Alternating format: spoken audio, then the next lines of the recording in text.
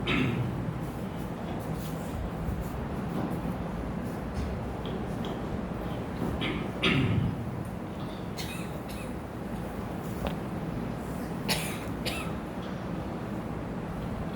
علیکم ورحمۃ اللہ وبرکاتہ۔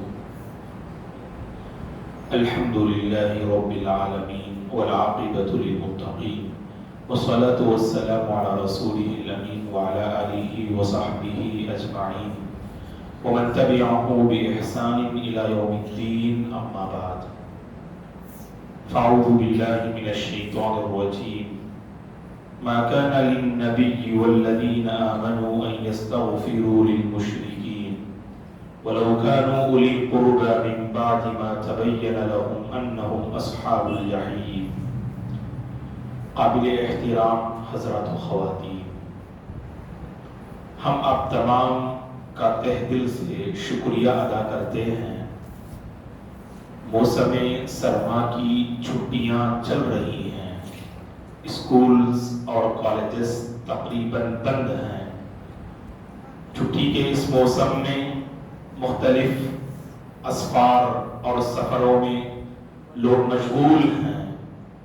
آرام کا یہ وقت ہے، پھر بھی آپ پابندی کے ساتھ آپ حضرات و خواتین ہماری اس کلاس میں حاضر ہوتے ہیں، اس پر ہم مشکور ہیں اور اللہ سے دعا کرتے ہیں کہ پروردگار آپ تمام کی اس حاضری کو قبول فرمائے، اس کا بہتر بدلہ دنیا اور آخرت میں عطا فرمائے، آمین۔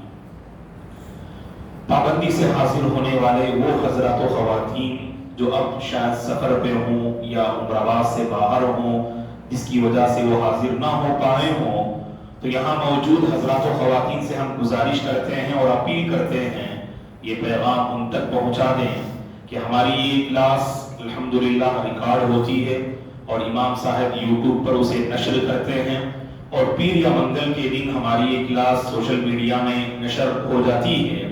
تو لہٰذا ان سے آپ کہیے کہ اس کلاس کو بھی سن لیں تاکہ سیرت کا یہ سلسلہ ہمارے ذہنوں میں باقی رہے۔ اس سے پہلے الحمدللہ ہم نے ہجرت جو حبشہ کی جانب مسلمانوں نے کی، پہلی بار دوسری بار، اس سلسلے میں کچھ تفصیلی باتیں آپ کی خدمت میں رکھ کر سیرت کے دو اہم واقعات پچھلے درس میں ہم نے آپ کی خدمت میں کہا تھا۔ ایک عمر بن خطاب رضی اللہ عنہ اور دوسرے حمزہ بن عبد المطلب رضی اللہ عنہ، ان دو ہستیوں نے اسلام کو قبول کیا جو کفر کی سرزمین میں معبودان باطلہ کی پوجا پاٹ میں ان کا بہت بڑا رول ہوا کرتا تھا۔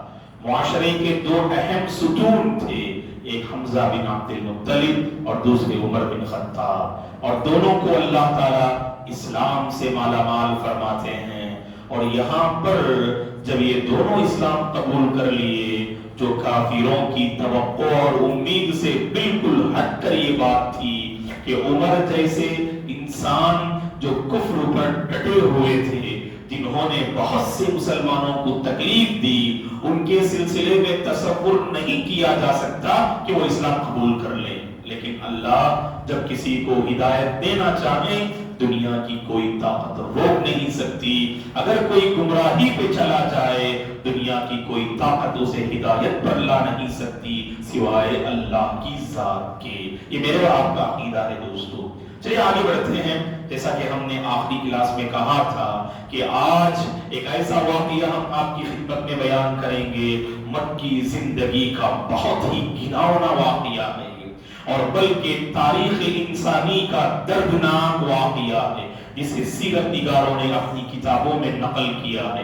وہ واقعہ کیا ہے کہ مشرکین مکہ نے، یہ بات اچھی طرح سے آپ جانتے ہیں کہ اسلام سے لوگوں کو دور رکھنے اور ہٹانے کے لیے مختلف حربیں اور سازشیں انہوں نے کی، لیکن ہر حربہ، ہر ہتھیار، ہر سازش اور ہر کوشش ان کی ناکام رہی۔ ایک طرف ان کی ہر سازش ناکام ہوتی ہوئی نظر آ رہی تھی، دوسری جانب مسلمانوں میں سے بعض نے حبشہ کی جانب ہجرت کی۔ 80 سے زائد مرد اور 18 کے آس پاس عورتیں سرزمین مکہ چھوڑ کر حبشہ پہنچ چکے تھے اور وہاں اللہ کی بندگی کو پرامن طریقے سے بجا لا رہے تھے. اور حبشہ کے بادشاہ نجاشی نے مسلمانوں کا پورا سپورٹ کیا اور مکمل تعاون کیا. ایک طرف ان کی ہر سازش ناکام، دوسری طرف ادھر مسلمان مکہ خالی کر رہے ہیں اور حبشہ جا کر پرسکون طریقے سے عبادت کر رہے ہیں، تیسری طرف مختلف قبیلے والے جو آتے مکہ تجارت کی غرض سے اللہ کے نبی سے ملاقات کرتے، صحابہ کے اخلاق کو دیکھتے اور اسلام میں داخل ہوتے. اور چوتھی جانب سب سے اہم جو مشرکین مکہ کی نیندوں کو اڑانے والی چیز حضرت عمر کا قبول اسلام رضی اللہ عنہ اور حضرت حمزہ کا قبول اسلام رضی اللہ عنہ، ان دونوں ہستیوں کے قبول اسلام نے مشرکین مکہ کی نیندیں حرام کر دی. اب انہوں نے سوچا، جب اتنی ساری چیزیں جمع ہو گئیں، انہوں نے سوچا اب کوئی بہت بڑا قدم آگے بڑھاتے ہیں. اب تک مسلمانوں کو تکلیف دی، اللہ کے نبی کو ستایا، اسلام سے روکنے کی کوشش کی. اب جو ہر بار انہوں نے سوچا اللہ کی پناہ، مشرکین اور کفار جمع ہو گئے اور مشورہ کیا کہ کیا کیا جائے. اگر ہم نے یوں ہی چھوڑ دیا پتہ نہیں کفر کے مضبوط ستون اسلام کے مضبوط ستون بن جائیں گے، تو کیا جائے. تو مشرکین نے آپس میں مشورہ کیا اور انہوں نے ایک بات طے کی، اس مسئلے کا ایک ہی سلوشن ہے، اس مسئلے کا ایک ہی سلوشن ہے. وہ سلوشن یہ ہے کہ نعوذ باللہ ثم نعوذ باللہ اللہ کے نبی کو قتل کر دیا جائے.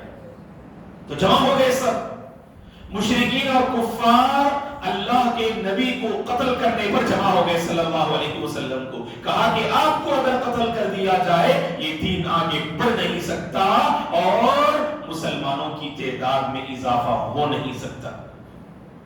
اور یہ خبر حضرت ابو طالب کو پہنچ گئی، جو چچا تھے، بڑے ہمدرد و ہمنوا تھے، بڑے غمخوار و غمگسار تھے اور دین اور دعوت کے معاملے میں بڑے مضبوط ستون تھے. اور جیسے ہی خبر ملی ابو طالب کو، ابو طالب نے اپنے دو اہم خاندان والوں کو جمع کیا. ایک خاندان کا نام غور سے سنیے، نام یاد رکھیے. دو خاندان والوں کو ابو طالب نے جمع کیا. ایک خاندان کا نام بنو ہاشم ہے اور دوسرے خاندان کا نام بنو المطلب ہے.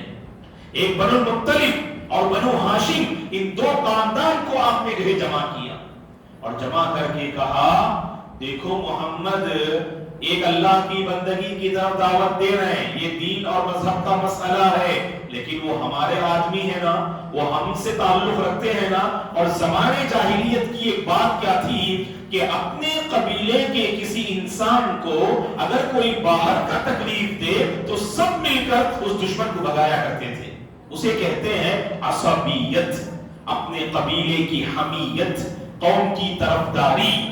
اس میں انصاف اور نا انصافی دونوں وہاں پر پائے جاتے تھے. اور اسلام نے کہا کہ کبھی آپ اپنے آدمی کی طرفداری نہیں کرنا نا انصافی کی بنیاد پر. اگر آپ کے شخص نے، آپ کے قریب نے، آپ کی بستی اور محلے والے نے اگر غلطی کی، انصاف کا معاملہ کرنا. اگر دشمن میں اگر انصاف نظر آئے اس انصاف کو انصاف کہنا، اور دوست میں اگر نا انصافی نظر آئے اس نا انصافی کو نا انصافی کہنا. اس معاملے میں میں اور آپ بہت کمزور نا. اپنا کوئی غلطی کرتا ہے تو ہم اس کے سب خون معاف کر دیتے. اگر باہر کی کسی نے غلطی کی نا اس پر بڑی سخت ہم گرفت کرتے. یاد رکھیے اللہ نے کہا یہ متقی انسان کی پہچان نہیں. اللہ سے ڈرنے والے بندے کون ہوتے ہیں؟ جو ہر حال میں انصاف کو قائم کرتے ہیں. کہا اللہ نے وَلَا يَجْرِمَنَّكُمْ شَنَآنُ قَوْمٍ عَلَىٰ أَلَّا تَعْدِلُوا اعْدِلُوا هُوَ أَقْرَبُ لِلتَّقْوَىٰ. اگر کسی قوم سے تمہاری دشمنی ہے، اگر کسی قوم سے تمہاری دشمنی ہے، یہ دشمنی تمہیں ناانصافی میں نہ ابھارے. ہم اپنے دشمن کی ہر اچھی بات کو بھی بری بات سمجھتے اور دوست کی ہر بری بات کو اچھی بات سمجھتے ہیں، ہے کہ نہیں؟ اس لیے ہمارے اندر بدلاؤ نہیں آتا. جہاں بھی اچھی بات کہی جاتی نا اسے قبول کیجئے دوستو. اور جہاں پر بھی بری بات ہوتی ہے نا اس سے اپنے دامن کو بچائیے. وہ بری بات آپ کے عزیز نے کہا ہو, آپ کے غریب نے کہا ہو, اس سے اپنے دامن کو بچائیے. وہ اچھی بات آپ کے دشمن نے کہی ہو اس کو قبول کیجئے گا. یہ ایک مومن کی پہچان ہوتی ہے. بہرحال ابو طالب نے دو خاندان والوں کو جمع کیا. کون کون؟ بنو ہاشم اور بنو المطلب, دونوں کو جمع کیا اور کہا دیکھو ہمارے قبیلے سے تعلق رکھنے والے, خاندان سے تعلق رکھنے والے محمد کے ساتھ ان مشرکین نے ایسا جو ہے معاملہ اور مشورہ طے کر کے رکھا ہے. اب محمد کو بچانا یہ میرے اور آپ کی ذمہ داری ہے. ابو طالب کی اس آواز پر پورا قبیلہ بنو ہاشم کا اور بنو المطلب کا پورا قبیلہ اللہ کے نبی کو بچانے کی خاطر دونوں قبیلے جڑ گئے. اور ہاشم کی گھاٹی میں, شعب ہاشم کی گھاٹی میں اللہ کے نبی صلی اللہ علیہ وسلم کو پورے حفظ و امان کے ساتھ ابو طالب نے جا کے رکھا. ڈھونڈ رہے ہیں اللہ کے نبی کو یہ مشرکین مکہ. یہاں پر ابو طالب کہہ رہے ہیں اور معلوم ہے ان مشرکین کو ابو طالب نے اپنے بھتیجے کو چھپا کے رکھا ہے اور اپنے امان انہوں نے امان دے رکھا ہے. بھتیجے کو چچا نے امان دے کے رکھا ہے. تو کہا مشرکین نے اے ابو طالب کہ آپ اپنے بھتیجے کو ہمارے حوالے کر دیجئے ورنہ ہم اس سے بہت بڑا قدم آگے اٹھائیں گے. کہا کہ ہم ہرگز نہیں دے سکتے آپ کو. تو اس کے بعد جو قدم انہوں نے آگے بڑھایا نا یہی تاریخ کا بہت ہی گھناؤنا جو قدم ہے. کیا کیا ان لوگوں نے؟ نعوذ باللہ, ایک دستاویز, ایک قانون کی شکل میں انہوں نے ایک تختی انہوں نے جو ہے تیار کی اور اس تختی میں کچھ باتیں انہوں نے لکھی. یہ بنو ہاشم ساتھ دے رہے ہیں, یہ بنو المطلب ساتھ دے رہے ہیں اور مشرکین نے مکے کی گلیوں میں اعلان کیا کہ جب تک بنو ہاشم اور بنو المطلب محمد کو ہمارے حوالے نہ کر دے اس وقت تک ان سے بائیکاٹ کا معاملہ کیا جائے گا. بائیکاٹ جانتے ہیں نا, بائیکاٹ کا مطلب اس سے اپنا پورا تعلق ختم کر لینا. نہ لین دین کا کوئی مسئلہ ہوگا, نہ شادی بیاہ کا کوئی مسئلہ ہوگا, نہ ان کے ساتھ کوئی دوستی ہوگی. تو مشرکین مکہ نے مکے کی گلیوں میں اعلان کیا کہ جب تک بنو ہاشم اور بنو المطلب محمد کو ہمارے حوالے نہ کر دے اس وقت تک ان کے ساتھ کوئی اپنا کسی بھی قسم کا تعلق نہیں رکھے گا اور کوئی انسان انہیں کوئی چیز بیچے گا بھی نہیں اور کوئی رشتے کی بات کرتے ہوئے ان کے پاس نہیں پہنچے گا. یہ بائیکاٹ کا اعلان کر دیا. اور خانہ کعبہ میں جو دستاویز اور تختی انہوں نے تیار کی اس تختی میں اس دستاویز کو لکھ کر کہ بنو ہاشم اور بنو المطلب سے کسی قسم کا کوئی تعلق اور معاملہ کوئی بندہ نہیں کرے گا. اگر کسی نے ان کے ساتھ کوئی تعلق اور معاملہ رکھا ہم اس کے خلاف سخت کارروائی کریں گے, سخت ایکشن لیں گے ہم اس کے خلاف. تو لکھ دیا کعبۃ اللہ کے اندر اس دستاویز اور تختی کو. مشرکین مکہ کی بڑی تعداد, اب کسی کے اندر جرأت نہیں بنو ہاشم سے اپنا کچھ معاملہ کرنے کی.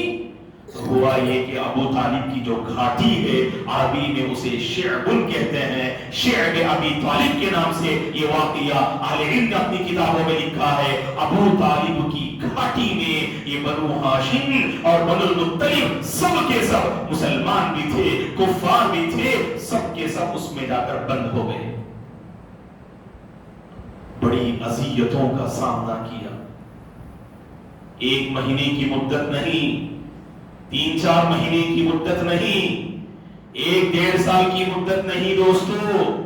ابو طالب کی گھاٹی میں یہ 2 خاندان والے تقریباً 3 سال تک بند رہے. مشرکین مکہ نے ان کے ساتھ اپنا تقریباً معاملہ اور جو تعلق ختم کر لیا. بڑی اذیتوں کا سامنا کیا, بڑی تکالیف کا سامنا کیا.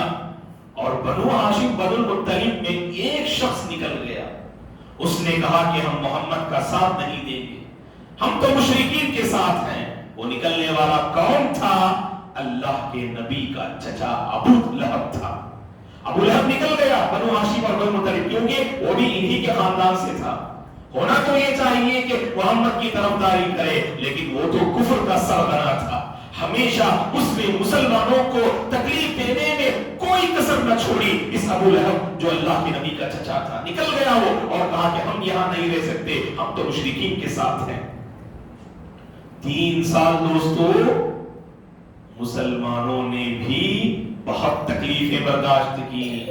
جانتے ہیں کہ اس 3 سال کی مدت میں اگر کوئی باہر سے تجارتی قافلہ، تجارتی جماعت اگر مکہ پہنچتی نا، ابو لہب بالفور پہلی فرصت میں اس جماعت سے جا کے ملاقات کرتا اور کہتا کہ تم تجارت کے سامان لے کر آئے ہو، یاد رکھنا کہ تم اس گھاٹی میں جتنے لوگ ہیں نا ان میں سے کسی کو کچھ بھی دینا نہیں، کھانے پینے کی چیز۔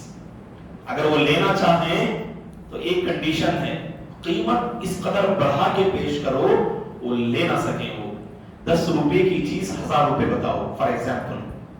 ابو لہب نے کہا ان جو ہے تاجروں سے، ان سے کوئی معاملہ نہ کرنا، اگر وہ آ گئے آپ کے پاس کچھ لینے اور خریدنے کے لیے، اس قدر قیمت کو بڑھا کے پیش کرو وہ لینے سے عاجز آ جائیں۔ اور یہی ہوا، یہ تاجر حضرات اس قدر اس کی بولی لگاتے کہ بیچارے مسلمان لینے کی سکت نہ ہوتی تو واپس لوٹ جاتے۔ اور پھر شام ابو لہب کے پاس یہ تاجر حضرات جاتے اور کہتے کہ جو تم نے کہا تھا نا ویسے ہم نے کیا اور ہماری یہ چیزیں باقی رہ گئی ہیں، کوئی نہ لے رہا ہے، لہٰذا بڑی قیمت دے کر ابو لہب اسے خرید لیتا اور اپنے دوستوں میں اسے تقسیم کر دیتا، کیونکہ ابو لہب کو اللہ نے خوب دولت سے نوازا تھا۔ ابو لہب کو اللہ نے خوب دولت سے نوازا تھا، تو اپنی دولت کا استعمال مسلمانوں کو تکلیف دینے میں وہ جو لگا رہا تھا۔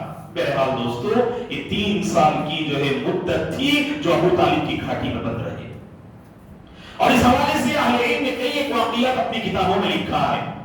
ان میں سے سعد بن ابی وقاص رضی اللہ عنہ فرماتے ہیں جب ابو طالب کی گھاٹی میں ہم تھے نا، اللہ اکبر اللہ اکبر، انسان دوستو دیکھیے جب ایمان دل میں پیوست ہو جائے نا ہر قسم کی تکلیف کو خوشی بخوشی برداشت کرتا ہے۔ سعد بن ابی وقاص رضی اللہ عنہ فرماتے ہیں کہ رات میں انتہا درجے کی بھوک مجھے لگی اور میں کچھ کھانے کی تلاش میں نکل پڑا اور راستے میں دیکھا کہ کوئی تر چیز مجھے نظر آئی۔ تر چیز یعنی کوئی گیلا پن، جس چیز میں کوئی گیلا پن تھا وہ چیز مجھے نظر آئی۔ رات کی تاریکی اور اندھیری تھی، میں نے اس چیز کو لیا اور اپنے منہ میں نے ڈال لیا، بھوک ناقابل برداشت۔ اور حضرت سعد بن ابی وقاص فرماتے ہیں کہ میں ابھی تک معلوم نہ کر سکا وہ کیا چیز تھی وہ۔ اور یہی آپ بیان کرتے ہیں سعد بن ابی وقاص رضی اللہ عنہ ایک اور واقعہ کہ 2-3 دن تک اسی بھوک و پیاس میں رہتے، جب بھوک ناقابل برداشت ہوتی نکل پڑتے تاکہ کوئی چیز مل جائے۔ تو اسی طرح کہتے ہیں ایک مرتبہ نکلا اپنی ضرورت پوری کرنے کے لیے رات میں اور دیکھا کہ میرے پیر میں اونٹ کے چمڑے کا ایک ٹکڑا مجھے میسر آیا، اس اونٹ کے چمڑے کے ٹکڑے کو میں نے لیا اور اسے آگ پہ بھونا اور 2 جو ہے پتھروں کے درمیان رکھ کر اسے میں نے کوٹا اور اس کا میں نے صفوف پاؤڈر میں نے تیار کر لیا اور اسی پاؤڈر کو میں نے کھا لیا اور اس کے ساتھ میں نے پانی پی لیا تاکہ بھوک و پیاس کی شدت میں کچھ کمی آئے، اور 3 دن تک میں نے اسی پہ گزارا کیا۔ سعد بن ابی وقاص رضی اللہ عنہ۔ اور اہل علم نے اپنی کتابوں میں لکھا کہ اس ابو طالب کی گھاٹی میں جب یہ لوگ تھے نا تو سبحان اللہ بچوں کی رونے کی آوازیں اس قدر بلند ہوتی بھوک و پیاس کی وجہ سے کہ مکے کی وادیوں میں ان بچوں کی رونے کی آوازیں جو سنا کرتے تھے۔ دوستو یہ ان واقعات کو بیان کرنے کا مقصود جانتے کیا ہے کہ میرے اور آپ کی زندگی میں جذبہ شکر ہونا چاہیے۔ دوستو اللہ نے بہت نوازا ہے مجھے اور آپ کو، سب سے بڑھ کر جانتے ہیں آپ اللہ کی نعمت آپ بھی پا رہے ہیں، ہم بھی پا رہے ہیں، اور عمر آباد کا ہر فرد اس نعمت کو پا رہا ہے۔ امن کی زندگی اللہ نے ہمیں دی ہے۔ دوستو آزمائشیں یہاں زیادہ نہیں ہے، سوچو اگر ایسی آزمائشیں آتی تو ہمارے ایمان کا کیا حال ہوتا۔ گھر میں کبھی کچھ فقر و فاقہ آیا تو زبان پہ کتنے ناشکری کے الفاظ آتے ہیں ہماری زبانوں پر، ہم نے کبھی سوچا نہیں دوستو اس اسلام کی خاطر ان مقدس ہستیوں نے کتنی بڑی قربانیاں دی. اسی لیے کہا جاتا ہے کہ سیرت کو پڑھو, سیرت رسول پڑھو, سیرت صحابہ پڑھو, تمہاری سیرت میں بدلاؤ آئے گا, تمہاری سوچ میں نکھار پیدا ہوگا, تمہاری زندگی میں شکر کا جذبہ پیدا ہوگا. ان واقعات کو پڑھنے سے ہمیں اندازہ لگتا ہے ہم نے اسلام کی خاطر کچھ نہ کیا دوستو, دھوکہ ہم نے بہت دیا ہے اپنوں کو اور اپنی ذات کو ہم نے. اسی لیے دوستو شکر کا جذبہ لے کر اٹھو یہاں سے اور اللہ کی بندگی کو ہم بچا لائیں, اللہ کو ہم راضی کریں, اور جو توحید اور امن کا ماحول اللہ نے مجھے اور آپ کو عطا کیا ہے کوشش کیجئے گا کہ ہم اس کی حفاظت کرنے والے بن جائیں گے انشاءاللہ. یہاں پر 3 سال تک وہ تختی کعبۃ اللہ کے اندر لٹکی ہوئی تھی اور ہوا یہ آہستہ آہستہ دیمک نے اس تختی کو کھا لیا. اور وہ کیسے؟ یہاں پر 2 روایتیں ہیں, میں دونوں روایتیں آپ کے حوالے کر رہا ہوں اور یہ بات بھی واضح کر دیتا ہوں یہ دونوں روایتیں اہل علم نے کہا کہ سند کے اعتبار سے صحیح نہیں ہے. بہرحال اہل علم نے اس پہ کلام کیا کہ لکھا ہے اپنی کتاب. کیا 2 واقعہ تو دستاویز لکھا تھا نا جو سراسر ظلم پر تھا, بیکاٹ نا کہ کوئی بنو ہاشم سے اور بنو مطلب سے اپنا کوئی تعلق نہیں رکھے گا, یہ بیکاٹ کا اعلان تھا یہ, اور بیکاٹ یہ ظلم پر تھا, یہ ظلم کی دعوت دینے والا بیکاٹ تھا. یہ اس میں کچھ اللہ کے نام بھی تھے اور دیمک نے اللہ کے کلمے کے علاوہ بقیہ جو لیٹرز تھے ان سب کو دیمک نے کھا لیا. ایک روایت. اور ایک روایت کیا ہے کہ دیمک نے اللہ کے کلمے کو صرف کھا لیا. اب اس میں توجیہ بیان کرتے ہیں بعض علماء کہ دیمک نے اللہ کے کلمے کو کیوں کھایا, کیونکہ وہ ظلم کے کلمات تھے, وہ ناانصافی کے کلمات تھے اور یہ مناسب نہیں کہ اللہ کا کلمہ ان جو لیٹرز کے ساتھ باقی رہے. بہرحال یہ کچھ باتیں اہل علم اپنی کتابوں میں نقل کرتے ہیں, اس سے میں امانتداری سے وہ آپ کے حوالے کر دیا, لیکن سند کے اعتبار سے یہ دونوں واقعات اہل علم نے کہا کہ صحیح نہیں ہے. چلیے ہم آگے بڑھتے ہیں. اس دستاویز اور تختی کے خلاف چند لوگوں نے آواز بلند کی. یہاں پر نوٹ کرنے کی بات یہ ہے, مطلب کیا ہے کہ ایک طرف بنو ہاشم اور بنو مطلب, لیکن ان دونوں خاندان سے ہٹ کر کچھ ایسے لوگ جو مکے میں رہ رہے تھے, ان لوگوں نے بھی مشرکین مکہ کے ظالمانہ قدم کے خلاف اپنی آواز کو بلند کیا. اور جن لوگوں نے کفر اور شرک پر رہتے ہوئے مسلمانوں کے حق میں اپنی آواز کو بلند کیا نا, ان میں سے چند کے نام سنیے. ان میں سے یہ ہشام بن عمرو ہے, اور اسی طرح سے زہیر بن ابی امیہ, اور اسی طرح سے مطعم بن عدی, ابو البختری. یہ چند وہ مشرکین تھے جو شرک پر رہتے ہوئے بھی اس دستاویز کے خلاف انہوں نے اپنی آواز کو بلند کیا. یہاں پر ایک واقعہ میں آپ کو حوالے کر رہا ہوں. جنگ بدر ایک کب پیش آتی ہے جنگ بدر؟ بچے جواب دیں گے جو سامنے بیٹھے ہیں. بدر کی جنگ سنا ہے آپ نے؟ نوجوانوں کوئی جواب دے سکتے ہیں بدر کی جنگ کب ہوئی؟ جنگوں کے نام ہوتے ہیں نا, ہے کہ نہیں؟ جنگوں کے نام ہوتے. مکی زندگی میں تو کوئی جنگ نہیں ہوئی, جنگ اصل کہاں ہوئی؟ مدنی زندگی میں. انشاءاللہ رمضان کے بعد ہماری کلاس جو ہے مدنی زندگی سے متعلق رہے گی انشاءاللہ. تو بدر کی جنگ جو ہے سب سے پہلی جنگ سن 2 ہجری میں ہوتی ہے. کب ہوتی ہے؟ سن 2 ہجری میں. اللہ کے نبی جب مکہ سے مدینہ ہجرت کرتے ہیں نا, وہاں سے ہماری تاریخ شروع ہوتی ہے. اس سے پہلے بھی کہا تھا میں, اب 2020 پر 4 سب کو معلوم, اب 2020 پر 3 ختم ہو رہا ہے, 2024 میں ہم داخل ہو رہے ہیں. سب آپ بلند آواز سے بولتے, اور جب ہجری تاریخ پوچھتے تو بہت کم لوگ جواب دیتے. 1440 پر 5 میں ہم ہیں. تو 2 ہجری میں سبحان اللہ, آج سے 1440 پر 3 سال پہلے بدر کی لڑائی ہوئی. سمجھ میں آ رہا ہے؟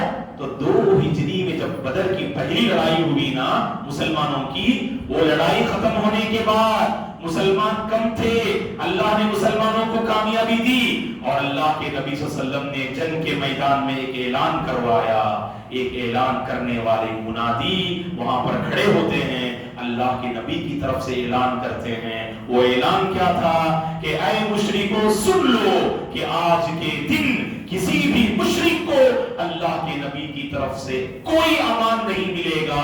اگر امان ملے گا تو صرف ایک مشرک کو امان ملے گا، اس مشرک کا نام اللہ کے نبی نے بتایا ابو البختری، ابو البختری کو امان ملے گا، ابو البختری کے سوا کسی کو امان نہیں ملے گا۔ اور آپ نے یہ بھی اعلان کروایا کہ مسلمانوں میں سے جس نے ابو البختری کو قید کر کے رکھا ہے اسے آزاد کر دو، کیونکہ اللہ کے نبی نے ان کو امان دے دیا ہے۔ ابو البختری، بعد میں دیکھا لوگوں نے ابو البختری کفر کی حالت میں ان کی موت ہو گئی تھی، اعلان تو کیا اللہ کے نبی نے، لیکن دیکھا کہ جو ہے میدان بدر میں جب تلاشی لی گئی تو ابو البختری کی موت ہو چکی تھی، کفر پر اس کا جو ہے انتقال ہو چکا تھا۔ اور اہل علم نے لکھا ہے اس روایت میں یہ اعلان اللہ کے نبی نے اس لیے کیا، ابو طالب کی گھاٹی میں جب مسلمان پریشان تھے، مسلمانوں کو سپورٹ کرتے ہوئے جن مشرکین نے اپنی آواز کو بلند کیا ان میں ابو البختری وہاں موجود تھے اس جنگ میں، اسی لیے آپ نے خصوصاً اس احسان کو یاد رکھتے ہوئے آپ نے اس شخص کا نام لیا۔ ہمیشہ احسان کو یاد رکھنا دوستو، ہے کہ نہیں کہ ماضی میں پاسٹ میں اگر کسی نے آپ پہ احسان کیا نا، احسان کا بدلہ احسان سے دو، احسان کا بدلہ آپ اذیتوں سے اور تکلیفوں سے مت دو آپ، اس لیے کہ میرے اور جو ہے آپ کے نبی کی سنت ہے یہ کہ آپ نے احسان کا مقابلہ احسان ہی سے کیا۔ جب ابو البختری نے مسلمانوں کی تائید اور سپورٹ میں آواز بلند کی تو اللہ کے نبی نے میدان بدر میں اس ابو البختری کو امان دینے کا آپ نے اعلان کیا۔ بہرحال یہ 3 سال کی مدت ہوتی ہے، اور اس کے بعد جب دیپک نے اس پوری تختی کو کھا لیا، الحمدللہ یہ لوگ اس گھاٹی سے باہر آ گئے۔ جانتے ہیں آپ کب داخل ہوئے تھے یہ لوگ؟ نبوت کے 7ویں سال، نبوت کے 7ویں سال یہ ابو طالب کی گھاٹی میں داخل ہوئے، تقریباً 7 8 9 نبوت کے 9ویں سال تک یہ ابو طالب کی گھاٹی میں رہے، اور 3 سال کی مدت کے بعد جب یہ پھر امن و امان سے باہر نکلے، اور اہل علم نے لکھا کہ اس 3 سال کی مدت میں بعض صحابہ کی موت ہو گئی اور بعض صحابہ جو انتقال کر گئے، اور اس کے بعد اللہ کے نبی کی زندگی میں 2 عظیم واقعات رونما ہوئے۔ پہلا واقعہ کیا تھا؟ ادھر ابو طالب کی گھاٹی سے نکلے کہ نہیں، نبوت کے 10ویں سال، نبوت کے 10ویں سال اللہ کے نبی کے چچا ابو طالب کی وفات ہو جاتی ہے۔ مضبوط بازو تھے آپ، قدم قدم پر آپ کا ساتھ دیا، ہر مرتبہ آپ نے محبت سے ہمدردی سے اپنے بھتیجے محمد کا مقابلہ کیا۔ ابو طالب نے موت کے بستر پر لیٹے ہوئے ہیں، صحیح بخاری مسلم کی حدیث ہے، ابو طالب موت کے بستر پر لیٹے ہوئے ہیں، اللہ کے نبی پہنچتے ہیں ابو طالب کے پاس، لیکن ابو طالب کے 2 دوست اور ساتھی وہاں کھڑے رہتے ہیں۔ دیکھیے اچھے دوست اچھائی میں کام آتے ہیں دوستو، اور برے دوست ہوتے ہیں نا آپ کو ہمیشہ اچھائی سے روکیں گے۔ اللہ ہمارے نوجوانوں کی حفاظت فرمائے، اللہ تمام کو جزائے خیر دے۔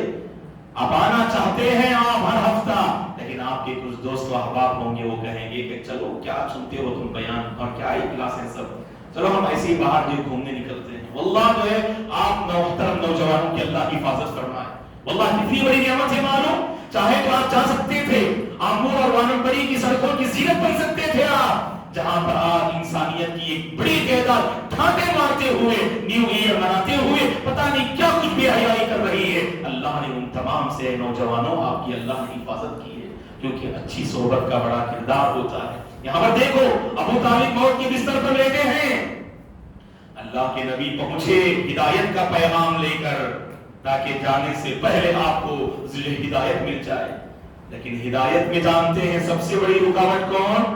آپ کے 2 دوست تھے۔ وہ 2 دوست کون تھے جو ابو طالب کے سرانے کے پاس کھڑے ہوئے تھے؟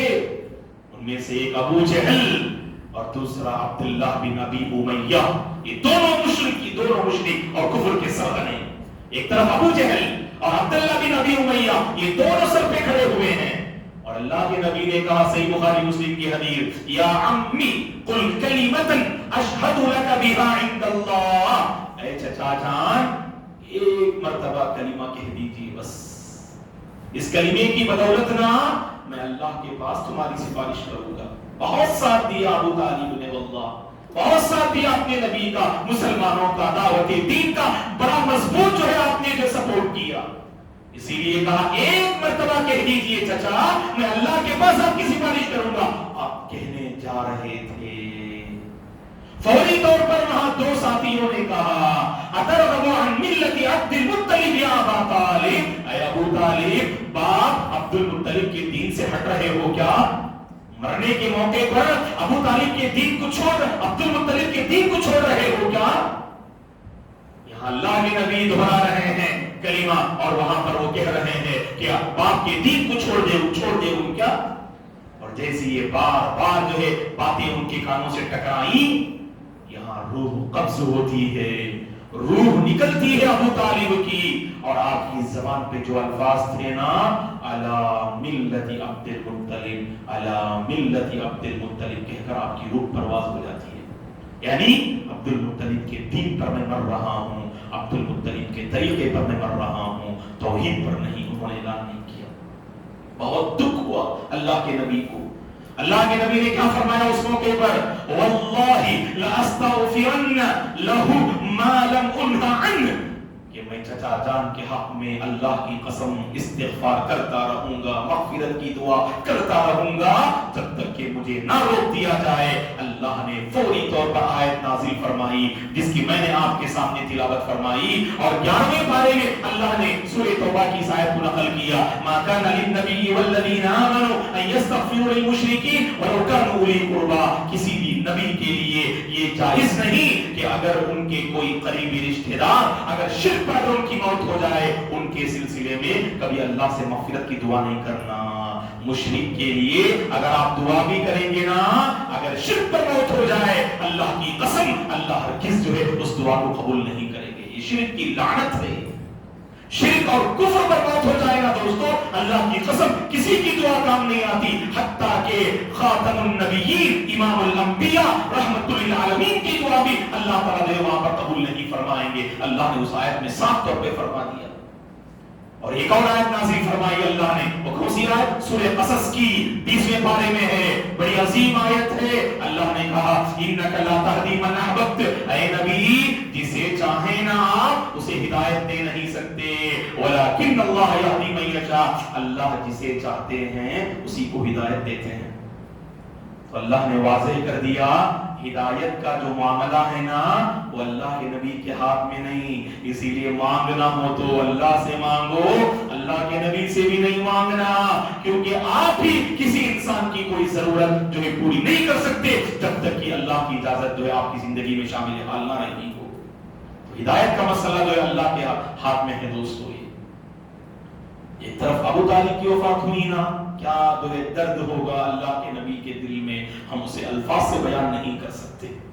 ادھر ابو طالب کی وفات ہوئی کہ نہیں، ایک اور آپ کے سب سے قریب انسان جو آپ کے ہم سفر، مثالی اور پاک باز خاتون، نبوت سے پہلے آپ کا ساتھ دینے والی اور نبوت کے بعد دعوت کے میدان میں آپ کا مکمل کھل کر سپورٹ کرنے والی آپ کی پہلی چہیتی بیوی خدیجہ بنت خویلد رضی اللہ عنہ کا بھی انتقال ہو جاتا ہے.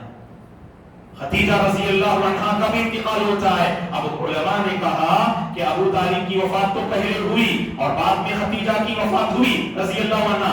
دونوں کے درمیان میں کتنی مدت تھی؟ دیکھو 3 باتیں اہل علم نقل کرتے. بعض علماء نے کہا 2 مہینے کی مدت تھی، 2 مہینے کا گیپ تھا، پہلے ابو طالب پھر 2 مہینے کے بعد خدیجہ رضی اللہ عنہ. بعض علماء نے کہا کہ صرف 1 مہینے 5 دن کی مدت تھی، اور بعض علماء نے کہا صرف 3 دن میں ماں خدیجہ بھی انتقال کر گئی. 3 دن لے لیں، 1 مہینہ 5 دن لے لیں، 2 مہینے لے لیں. کتنی بڑی مدت ہے؟ بڑی مدت کیا؟ مختصر سی مدت میں آپ کے 2 ہم سفر اور ساتھ رہنے والے اس دنیا سے رخصت ہو گئے. اسی لیے اہل علم نے اس سال کو، نبوت کے 10ویں سال کو ایک ٹائٹل دیا اور کہا کہ عام الحزن، وہ غم کا سال تھا. ابو طالب کی گھاٹی میں 3 سال تک رہے، پھر ابو طالب کی وفات ہوئی، پھر ماں خدیجہ کی وفات ہوئی. سبحان اللہ، یہ کہ بات دیگر ہے، اللہ کے نبی نے آزمائشوں کا سامنا کیا. اور یہاں پر ماں خدیجہ کی وفات کی مدت کے بعد آپ نے سودا بنت زمعہ رضی اللہ عنہ سے شادی کی. ایک ایک میں اپنی گفتگو ختم کر دوں گا. جانتے ہیں اللہ کے نبی سے جب ماں خدیجہ سے شادی کی کیا عمر تھی آپ کی؟ 25 سال تھی، اور خدیجہ زیدہ کی عمر 40 سال تھی. تو گویا کہ اللہ کے نبی کی عمر جب 50 سال ہوئی اور مائے خدیجہ کی عمر جب 60 پر 5 سال ہوئی تو اس وقت مائے خدیجہ کا انتقال ہوتا ہے. اس 25 سالہ جو ہے رشتہ زوجیت کا جو بندھن تھا، سبحان اللہ،